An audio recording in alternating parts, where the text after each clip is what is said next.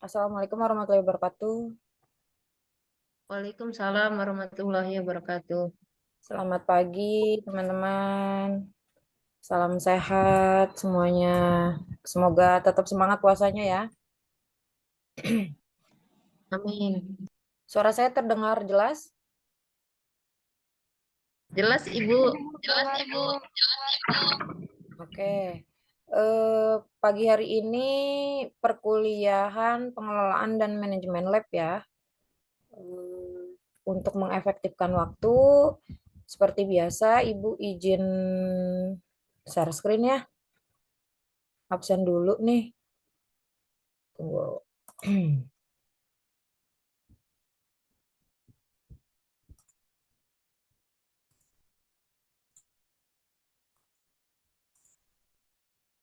Bilang aja ada atau hadir ya. Nah, ini kelas ekstensi. Tunggu, saya ini kan dulu laporan perkuliahannya.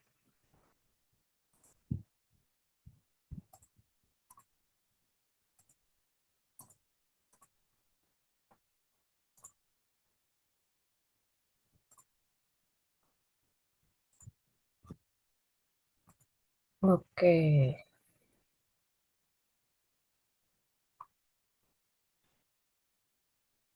Share screen saya terlihat? Terlihat, Bu. Oke. Terlihat, Siap. Bu. Rahayu, Hadir, Bu. Anissa. Anissa Anissa kayaknya di ada tadi jalan, deh. Bu. Ada. Saipul, Nggak ada, Bu. dia. Hadir, Bu. Saipul nggak pernah join, kemana ini dia? Fiona, SJ. Hadir, Bu. Kenapa, Nadia? Nggak apa-apa, Bu. Kaipul mungkin sibuk kerja kayaknya deh. Nafiatus Syifa Ajahra. Jauh. Nafiatus ada? Ada nggak? Nadia, nak, mau join ya?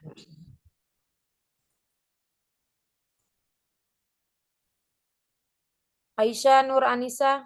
Belum Afiyah. join, Bu. Afiyah. Ada, Bu. Muhammad Effendi. Effendi kemana nih? Erdi Alamsyah. Hadir, Bu. Sip. Hadir, Bu. Mai. Mailnya. Hadir, Bu. Elizabeth. Hadir, Ibu. Oke. Muhammad Indi. Hadir, Bu. Onsa. Hadir, Bu. Siti Mawah. Ada kayaknya tadi Bu Siti tuh naik motor. Lydia. Tadi Bu Lydia yang Hadir, Bu. sip. Arba Nugroho. Arba ada kayaknya. Hadir, Bu. Ini Hadir, Ibu. sip. Dian Andriani. Ada kayaknya Dian. Tadi paling pertama. Hadir, Bu. Distia Anggraini. Ini kemana nih Distia nih? Nggak ada ya? Masuk grup nggak sih? Distia, Effendi, Nafiatus, Saipul. Oke. Kak Siva masih proses itu, Bu. Download aplikasi katanya. Ya Allah. Oke. Nah, izin Ibu flashback dulu ya sebelum mulai masuk ke materi. Kemarin ada tugas yang agak sedikit lemot nih. Kemarin ada tugas yang alat-alat lab kan sudah, cuman memang ada beberapa mahasiswa yang belum.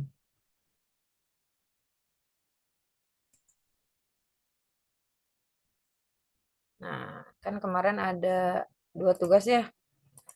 Saya tugaskan ada alat bahan lab fisika. Memang ada beberapa mahasiswa yang belum. Mungkin ini belum ngelampirin nih. Tolong diserahkan ya yang belum ya. Ini ada Dian sama Herdi. Kalau Distia udah ngumpulin tapi dia belum menyerahkan. Yang belum join silahkan join. Nilainya ketahuan. Untung belum semua saya share. Nah, ini flashback ya tugas desain. Ada 8 mahasiswa yang sudah mengumpulkan. Ada yang belum. Yang belum ini masih saya tunggu. Silahkan dikumpulkan ya. Jangan ntar besok karena pengumpulan juga mempengaruhi penilaian. Nah, di sini Anissa, Elizabeth, Honsa, Indi, Lydia, Mai, Naviatus, Rahayu, Siti Mawa, sama Umu Nadia yang sudah mengumpulkan. Terima kasih. Nanti akan Ibu bahas. Yang belum silahkan dikumpulkan di GC. Nanti juga di LMS akan saya tugaskan. Lebih bagus lagi dikirimkan juga ke LMS, tapi belum saya assignment. It's okay, nggak apa-apa. Yang penting yang sudah mengumpulkan sudah terrecord sama saya di GC. Seperti itu. Untuk tugas desain ada yang ingin ditanyakan? Kenapa yang belum mengumpulkan?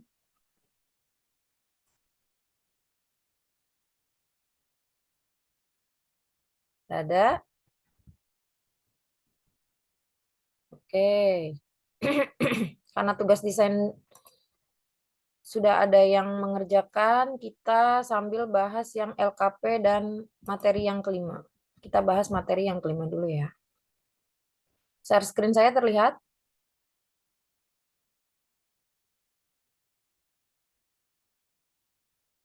Terlihat, Bu. Terlihat, Bu. Naviatus baru join nih. It's okay, saya admit. Organisasi lab fisika. Nah, organisasi lab fisika itu lanjutan dari materi kemarin tentang fasilitas lab, karena ini berkesinambungan.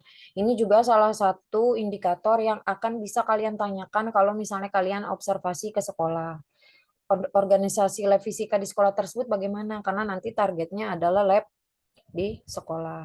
Nah, ada pokok-pokok Permendikbud nomor 26 tahun 2008 tentang peraturan standar tenaga lab di sekolah atau madrasah, karena nanti yang didatangi sekolah gitu kan. SMA, SMK, MA gitu ya, atau SMP juga boleh. Cari lab fisika atau lab IPA-nya yang sekolahnya mau kalian kunjungi. Nah, yang pertama standar tenaga laboran mencakup kepala laboran, teknisi laboran, dan laboran sekolah. Untuk dapat diangkat sebagai tenaga laboran, seseorang wajib memenuhi standar tenaga laboran yang berlaku secara nasional. Pasal kedua, penyelenggara sekolah wajib menerapkan standar tenaga lab sekolah sebagaimana diatur dalam peraturan menteri ini selambat-lambatnya 5 tahun setelah peraturan ini ditetapkan. Jadi mungkin siapa tahu ada peraturan yang baru, silakan direvisi karena ini masih materi yang agak lama. Tapi biasanya kalau peraturan sebagai acuan gitu kan. Peraturan menteri hari ini berlaku pada ditetapkan. Nah, itu ya. Nah, ada kualifikasi kepala lab. Jadi nanti dicari nih di sekolahnya tersebut adakah kepala labnya atau tidak gitu kan. Biasanya kalau kepala lab itu jalur guru, ada juga jalur laboran. Nah, biasanya yang minimal S1 gitu kan. Terus juga dia sudah bisa mengelola alat dan bahan gitu ya, minimal 3 tahun gitu. Jadi guru IPA atau fisika memiliki sertifikat. Nah, ini kepala laboran bagusnya harus punya sertifikat.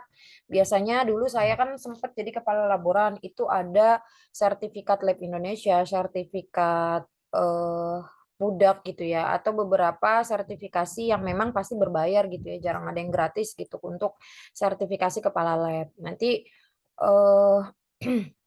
ada rondonnya khusus gitu ya bagaimana untuk menjadi kepala lab. Bisa secara online atau secara langsung gitu datang ke mitra yang sertifikasi tentang kepala lab. Terus bisa juga ya selanjutnya jalur laboran atau teknisi gitu ya. Minimal biasanya D3. Terus berpengalaman 5 tahun gitu ya sebagai laboran atau teknisi. Syukur-syukur nih kalau misalnya teman-teman ada yang jadi aslab atau nanti di sekolah mau jadi ngurus lab malah lebih bagus gitu kan. Jadi ilmu dari mata kuliah ini bisa diterapkan. Terus memiliki sertifikat ini udah pasti ya. Ada juga kualifikasi, tadi kan kepala laboran, nah ini teknisi laboran. Ada yang tahu tidak apa bedanya teknisi atau laboran? Ada yang tahu tidak? Bedanya teknisi dan laboran. Izin menjawab, Ibu. Silahkan, Bu Lydia. Iya, yang saya tahu kalau teknisi itu terkait sama pemeliharaan alat, setting Mm, eh, persiapan bahan-bahan, apa penyimpanan alat-alat lab gitu ya, Bu. betul. Betul, betul, betul. Kalau laboran? Laboran lebih ke ini, Bu. Biasanya membantu kepala lab untuk menyiapkan bahan sebelum praktikum, kemudian menyimpan peralatan, alat-alat gelas misalnya kayak gitu. Oke. Berarti kalau laboran lebih ke asisten gurunya langsung gitu ya. Kalau teknisi lebih cenderung ke alat-alatnya khusus gitu ya. Oke, sip. Terima kasih Bu Lydia atas jawabannya. Mungkin bisa didengarkan oleh teman-teman yang lain. Itu ya, jawabannya benar. Lanjut ke kualifikasi laboran atau sekolah gitu kan. Nah, bisa juga minimal D1 gitu ya. Cuman memang kalau D1 sekarang udah jarang gitu ya. Memiliki sertifikat laboran itu sudah pasti. Terus kompetensi kepala lab, ini kompetensi itu sudah pasti harus dimiliki gitu ya. Karena biasanya kalau kepala lab itu kan tugas tambahan ya. Tapi biasanya memang guru-guru di sekolah gitu kan. Yang pertama seperti biasa kompetensi kepribadian. Menampilkan diri sebagai pribadi yang dewasa, mantap dan berakhlak mulia. Eh, Adapun salah satunya seperti ini, bertindak secara konsisten gitu ya, sesuai dengan norma dan agama, hukum sosial budaya nasional Indonesia, berperilaku arif, berperilaku jujur, menunjukkan kemandirian, menunjukkan rasa percaya diri, berupaya meningkatkan kemampuan diri. Jadi terus bisa mengeksplor ya kalau kepala lab itu. Terus selanjutnya, kompetensi kepribadian yang selanjutnya menunjukkan komitmen terhadap tugas, jadi berperilaku disiplin, beretos kerja yang sangat tinggi, bertanggung jawab terhadap tugas, tekun, teliti, dan hati-hati dalam melaksanakan tugas, kreatif dalam memecahkan masalah yang berkaitan dengan tugas profesinya, berorientasi pada kualitas. Lanjut, yang kedua, kompetensi sosial ya. Bekerja sama dalam pelaksanaan tugas, menyadari kekuatan atau kelemahan baik diri maupun stafnya. Jadi saling melengkapi. Misal kayak saya dulu jadi kepala lab, saya lebih seneng praktikum yang berbasis listrik gitu kan dan mekanik. Nah, kebetulan saya punya staf yang dia lebih suka yang gelombang materinya gitu kan. Jadi kita saling melengkapi gitu. Atau saya juga dulu jadi aslab, memang saya lebih cenderung ke praktikum-praktikum mekanik dan listrik gitu kan. Nah, yang praktikum misalnya fluida atau optik, nah itu mungkin yang harus yang punya kekuatan tersendiri gitu kan. Gitu. Terus tapi bukan berarti kita tidak bisa ya, kita juga harus mencoba gitu, harus bisa semuanya. Cuman memang setiap orang itu punya kekuatan dan kelemahannya masing-masing. Terus memiliki wawasan tentang pihak lain yang dapat diajak kerjasama, bekerja sama dengan berbagai pihak secara efektif. Terus selanjutnya berkomunikasi secara lisan dan tulisan. Nah, ini yang paling penting karena harus santun, empatik, dan efektif. Terus bisa memanfaatkan berbagai peralatan TIK gitu ya. Dulu zaman saya kalau bikin laporan itu masih tulis tangan dan itu harus rapi banget. Kiri kanannya itu harus dipenggarisin, itu kan nggak boleh lewat, nggak boleh ditipek. Nah, kalau sekarang alhamdulillah ya berbasis TIK itu tinggal ngetik-ngetik, bahkan banyak yang kopas atau pakai AI gitu kan. Malah aduh makin sekarang makin mager gitu ya. Tidak banyak gerak gitu. Kadang sesekali saya itu kalau misalnya pembelajaran ke mahasiswa suka yang coba kali-kali kuis ya, coba kali-kali kita adakan tugas gitu. Nah, next time suatu saat ada biar terlatih tangannya nggak ngetik mulu. Terus lanjut kompetensi manajemen. Nah, ini yang paling penting manajemen. Merencanakan kegiatan dan pengembangan lab sekolah. Menyusun rencana pengembangan lab, merencanakan pengelolaan lab bagaimana, mengembangkan sistem administrasi lab, menyusun POS ya, prosedur operasional standar kerja lab di sekolah tersebut itu bagaimana gitu kan. Nah, itu tugasnya kepala lab. Terus kompetensinya lanjutan kompetensi manajemen mengelola kegiatan lab sekolah, ya kan. Ini kalau tadi kan perencanaan, sekarang sudah kegiatannya mengkoordinasikan kegiatan praktikum dengan guru, menyusun jadwal kegiatan lab, memantau pelaksanaan, mengevaluasi kegiatan dan menyusun laporan kegiatan.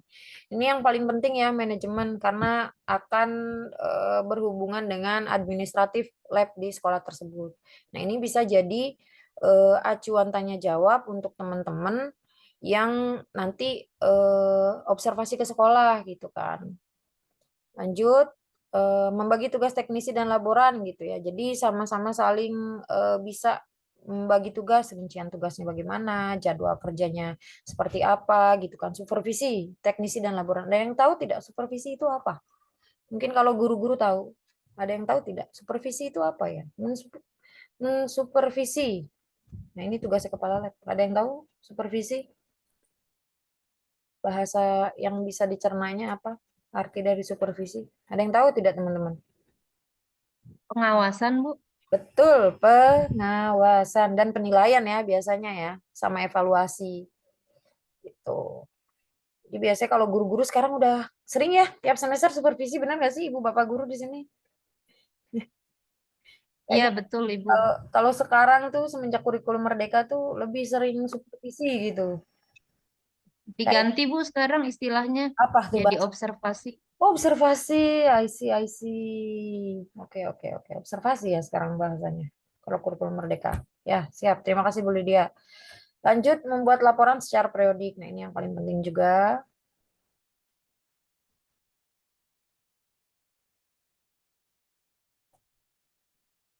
Tunggu.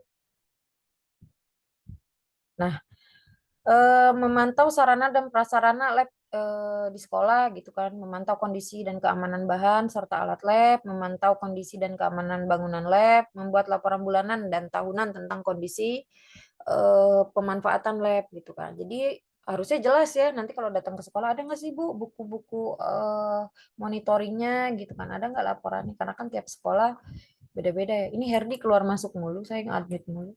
Terus selanjutnya mengevaluasi kinerja teknisi dan laboran serta kegiatan laboratorium sekolah gitu ya.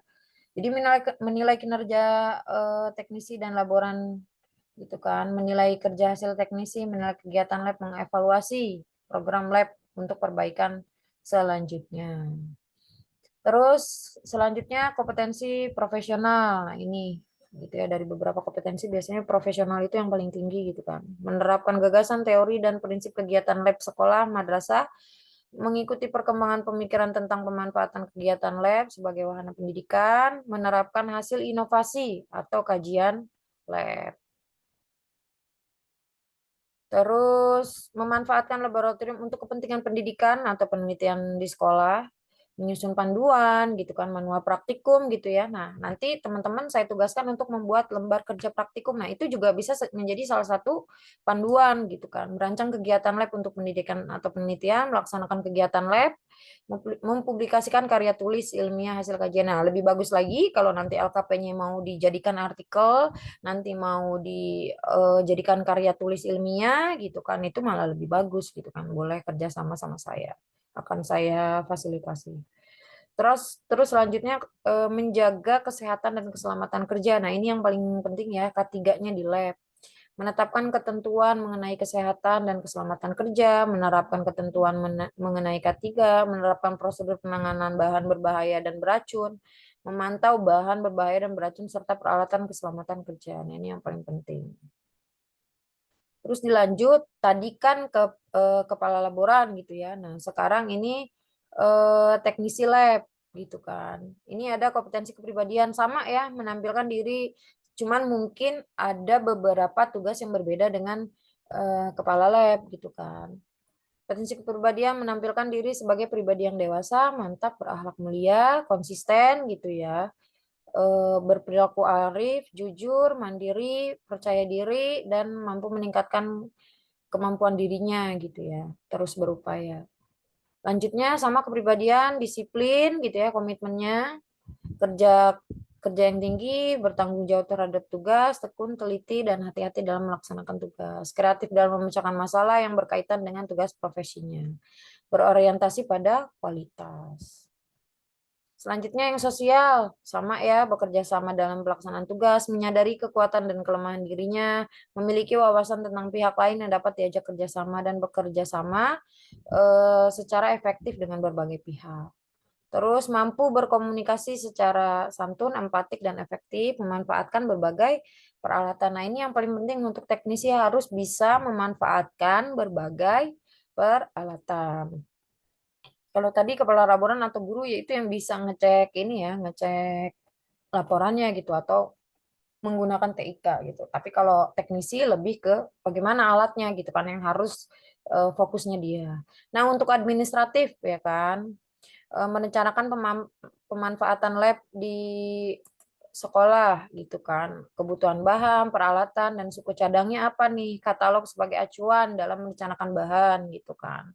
Membuat draft bahan, peralatan dan suku cadang yang diperlukan di lab, merencanakan kebutuhan bahan dan perkakas untuk perawatan dan perbaikan peralatan lab.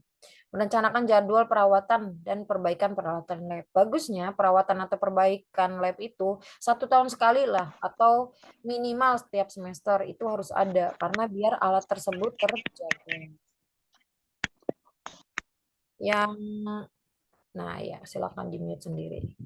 Lanjut, mengatur penyimpanan bahan peralatan perkakas dan suku cadang lab-nya gitu kan, mencatat bahan peralatan, fasilitas lab, memanfaatkan peralatan TIK-nya, mengatur tata letak bahan peralatan dan fasilitas lab, mengatur tata letak bahan suku cadang dan perkakas untuk perawatan dan perbaikan peralatan lab. Jadi yang mengatur penyimpanan bahan alat dan perkakas serta suku cadang itu tadi teknisi gitu kan. Kompetensi profesional, menyiapkan kegiatan lab, gitu kan, menyiapkan petunjuk penggunaan bagaimana. Jadi biasanya teknisi itu yang lebih paham akan alat dan bahan, gitu kan. Menyiapkan paket bahan yang tadi ya Bu Lydia sudah jelaskan itu ini salah satu poinnya.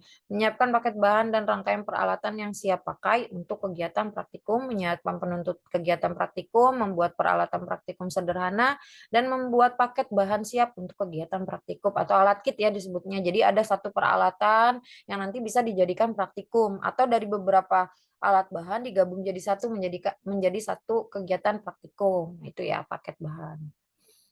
Terus merawat peralatan bahan lab di sekolah, mengidentifikasi mana nih yang rusak gitu kan, mana yang harus diperbaiki. Nah, itu tugasnya teknisi. Menjaga kesehatan, keselamatan kerja di lab gitu ya, biar performanya profesional gitu kan. Menggunakan kesehatan keselamatan kerja dia paham.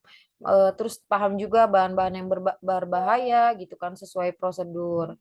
Terus menangani limbah gitu kan, dia yang harus bisa aware limbah mana yang harus dibuang gitu, yang sesuai prosedurnya gitu kan, mana yang harus disimpan di mana. Memberikan pertolongan pertama pada kecelakaan, biasanya ini teknisi yang harus lebih sigap. Terus kompetensi kepribadian, oh iya lanjut. Ini tentang tadi teknisi, sekarang laboran ya. Nah, lanjut, yang pertama kepribadian, kompetensinya sama ya, diri dewasa, mantap, berakhlak mulia, konsisten, sesuai dengan norma yang berlaku di Indonesia, arif, jujur, mandiri, dan percaya diri, gitu kan. Terus komitmen terhadap tugas sama ya, disiplin, etos kerja tinggi, tanggung jawab, tekun teliti, kreatif memecahkan masalah, gitu kan, berorientasi pada kualitas sama ya. Nah selanjutnya kompetensi sosial juga sama, menyadari kekuatan dan kelemahan, mampu bekerja sama ya, memiliki wawasan gitu kan, dan bisa bekerja sama secara efektif. Komunikasi lisannya juga santun, empatik, dan efektif. Nah, memanfaatkan berbagai peralatan TIK untuk berkomunikasi, itu ya tugas laboran. Nah, ini laboran, bedanya tadi sama teknisi ya, atau kepala lab. Menginventariskan bahan praktikum, mencatat bahan lab, mencatat penggunaan bahan lab, melaporkan penggunaan bahan lab, gitu ya. Terus mencatat kegiatan praktikum, mencatat kehadiran guru, peserta didik, mencatat penggunaan alat, gitu kan. Mencatat penggunaan penuntun praktikum, mencatat kerusakan alat, melaporkan keseluruhan kegiatan praktikum secara periodik. Jadi kalau laboran itu memang administratif banget gitu ya. Kalau teknisi itu lebih ke alat banget. Terus profesionalnya merawat ruang lab gitu ya, menata ruang lab, menjaga kebersihan ruang lab, mengamankan ruang lab. Jadi biasanya yang standby di lab itu memang bagusnya laboran gitu kan. Melayani kegiatan praktikum, menyiapkan bahan sesuai dengan penuntut praktikum, menyiapkan peralatan sesuai dengan penuntut praktikum, melayani guru dan peserta didik dalam pelaksanaan praktikum, menyiapkan kelengkapan pendukung praktikum atau lembar kerja, gitu kan, lembar rekam data dan lainnya. Wah, time is out ya, sebentar lagi nggak apa-apa. Yang penting materi sudah saya jelaskan. Nanti kalau mau join lagi, kita move on ke GC ya. Nggak apa-apa, ini saya mau record untuk data gitu ya. Terus mengelola bahan peralatan lab sekolah, mengklasifikasikan bahan dan alatnya, menata bahan dan alat praktikum, mengidentifikasi kerusakan bahan gitu kan, menjaga kebersihan, mengamankan bahan gitu, saling kerjasama tuh dengan teknisi, menjaga kesehatan dan keselamatan kerja di lab gitu kan, menjaga kesehatan dirinya dan lingkungan kerja, menggunakan peralatan kesehatan dan keselamatan kerja di lab, itu contohnya pakai jas gitu ya. Terus bahan-bahan berbahaya dan beracun gitu dengan prosedur. Limbah laboratorium juga harus sesuai dengan prosedur, memberikan pertolongan pertama pada kecelakaan. Nah, ini gambaran strukturnya ya. Dilihat nih, kalau labnya yang lumayan bagus, itu biasanya ada struktur seperti ini. Ada kepala sekolahnya siapa, wakak kurikulumnya siapa, wakaseknya siapa, koordinator labnya siapa, gitu ya. Koordinator, kalau koordinator lab itu berarti lab semua ya, bukan lab IPA atau fisika aja. Dicari nih kepala lab IPA atau fisikanya siapa, gurunya siapa, laborannya siapa, teknisinya siapa, tapi tidak semua sekolah punya laboran dan teknisi gitu kan. Biasanya guru yang merangkap gitu kan. Tapi kalau punya struktur seperti ini minimal ya berarti sekolahnya tahu tentang organisasi lab yang sesuai standar seperti apa gitu kan. Nah, di sini ada beberapa tugas lainnya gitu ya, kepala sekolah memilih koordinator lab gitu kan, setiap 2 tahun sekali bagusnya, membimbing, memotivasi, memantau, dan mengevaluasi kinerja pengurus lab, memotivasi guru-guru melaksanakan pembelajaran praktikum di sekolah, menyediakan dana operasional lab gitu kan. Nah, ini kepala sekolah nih tugasnya kan, yang untuk mengantarkan ke pemerintah gitu ya atau stakeholder tentang pendanaan lab. Nah, ini wakasek kurikulum ini juga sangat penting karena berkoordinasi dengan lab sekolah gitu kan dan lab fisika atau IPA gitu ya, menyusun kegiatan pembelajaran sistematis, terencana dan berkelanjutan. Jadi biar jadwalnya tidak bentrok-bentrok gitu kan. Terus bekerja sama dan berkoordinator menjamin kelancaran kegiatan belajar mengajar. Jadi harus terstruktur sebelum pembelajaran ditanya ini ada nggak sih rencana lab. Jadi jangan sampai dadakan, bagusnya kalau sesuai standar seperti itu. Terus Wakasek Sapras, nah ini yang paling penting untuk menyusun program pengadaan sarana prasarana yang sistematis, terencana dan berkelanjutan. Ini harus bekerja sama juga gitu kan agar menjamin kelancaran kegiatan belajar mengajar di lab. Terus berkoordinasi gitu ya. Ini kepala lab yang tadi ya, menyusun program kerja gitu kan, sistematis, terencana dan berkelanjutan. Biasanya sama-sama koordinasi nih dengan laboran-laboran yang lainnya gitu ya. Misalnya kalau biologi, fisika sama kimia dipisah berarti kan kalau bisa kepala lab itu yang bisa menyusun sistematis gitu kan jadwal-jadwalnya agar tidak terjadi bentrok juga gitu kan. Koordinasi tadi dengan Wakasek kurikulum gitu sama Sapras juga. Terus mengkoordinir guru gitu kan tadi nih dan membuat jadwal praktikum, menyusulkan kepada kepala sekolah gitu kan untuk pengadaan alat bahan berdasarkan matrikulasi yang dibuat oleh guru mata pelajaran. Jadi misalnya guru IPA ini butuh spiritus, berarti harus disiapkan gini-gini. Tapi biasanya kalau untuk pengadaan seperti itu setahun sekali atau tiap semester. Nggak bisa langsung diadakan dadakan kecuali kalau gurunya tersebut mau membeli alat bahannya secara pribadi. Nah, ini ada guru, ini guru yang paling penting yang melaksanakan pembelajaran berbasis praktikum gitu kan, mengajukan daftar alat bahan gitu kan. Maksimal 3 hari, tapi memang kenyataan realnya nggak secepat itu gitu ya. Memang butuh proses. Laboran yang tadi ya mengerjakan administratif gitu kan, minimal 1 tahun sekali, mempersiapkan menyiapkan alat bahan yang digunakan, bertanggung jawab kebersihan di lab. Teknisi memperbaiki alat-alat yang rusak, bersama-sama laboran, merawat alat dan lab di sekolah. Itu ya. Ini organisasi laboratorium IPA, fisika gitu ya. Yang sesuai standar atau Permendikmasnya. Tunggu. Ada yang ingin ditanyakan setelah saya share screen? Teman-teman. X6A, ada yang ingin ditanyakan? Mengenai organisasi lab di sekolah? Kalau tidak, ada Naviatus tidak? Effendi ada tidak? Distia? Tadi kayaknya ada yang baru join deh di Zoom. Naviatus kayaknya ada deh. Bisa on mic? Nah, Ya, Bu, ada. oke, baru join ya. Effendi, Tadi pas Ibu udah jelasin di bagian masih di kepala lab kayaknya. Mm-mm. Iya. Ada yang baru join lagi? Indi udah Ibu absen. Tadi yang keluar masuk malah Henry apa Herdi apa ya? Dia keluar masuk tuh. Yang lainnya masih tetap stay di Zoom.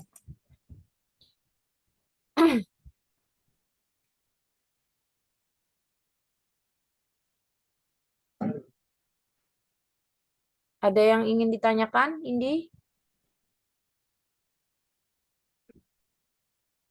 Halo, Indi. Rudini? Saya izin, Bu. Boleh, Rudini? Iya, izin bertanya, Bu. Iya, boleh. Iya, Bu, izin bertanya mengenai sertifikat ya, Bu. Mm, Tadi kan salah satunya disebutkan bahwa seorang teknisi ataupun laboran itu memiliki sertifikat tuh, Bu ya. betul. Itu cara kita mungkin salah satu yang nantinya akan praktik di lab sekolah, mungkin itu perlu, Bu, karena Ya, betul. sebagai pembelajar ataupun guru praktikan kita setidaknya tahu proses tata cara pengelolaan lab ataupun manajemen lab, Bu. Mm-mm. Nah, itu untuk mendapatkan sertifikat itu gimana ya, Bu? Oke, ini Apa kita ikut pelatihan atau gimana? ya, Iya, betul. baik, Bu. Ikut pelatihan. Ini takutnya nanti mati kita move on ke Google Meet ya. Tapi makasih teman-teman udah join di Zoom. Izin Ibu menjawab ya pertanyaan dari Rudini. Jadi sepengalaman saya, ini teman-teman ikut praktikum fundamental 1 sama 2 nggak di Unindra? Ikut tidak? Teman-teman praktikum fundamental Fundamental aja, Bu. fundamental aja. Nggak ada Kayaknya, Bu. 1-2. Udah nggak ada 1-2 sekarang. Iya. Iya, itu pun cuma dua Iya, karena masih praktikum pandemi deh ya kayaknya, waktu Bu. itu ya, zaman-zaman. Kalau elektronika ada yang ikut tidak? Ada elektro juga ikut, Bu. Elektronika 1 juga, nggak 1-2. Satu doang, iya. 1 doang. Kalau ke lab komputer pernah juga nggak? Ada sertifikatnya nggak?